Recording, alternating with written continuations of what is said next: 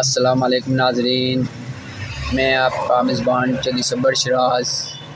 इस टाइम जी Nazi wheat तसीड़ियाँ Hamid आबाद चौक चकसुवारी ज़िला मीरपुर आज़ाद कश्मीर मीरपुर कोटरी रोड।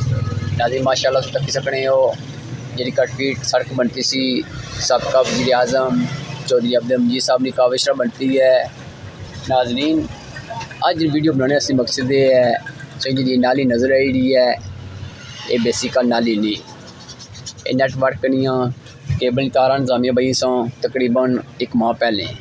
अज तक नाजरीन यह काम नामुकम्मल है। मैं इंतजामिया गुजारिश करना कि इसकी कंक्रीट बई का कमें मुकम्मल करा। शुक्र जज़ाकल्लाह। नाज़रीन माशाल्लाह से तक सकने हो हमीद आबाद चौक म्यूनसिपल कमेटी चकसवारी की तरफों बहुत अच्छी सफाई हुई रही है। मैं चीफ ऑफिसर अजय शराज अहमद खान भी शुक्र अदा करना, मैं दुआ करना मजीद सफाई हुआ है। शुक्र जज़ाकल्लाह।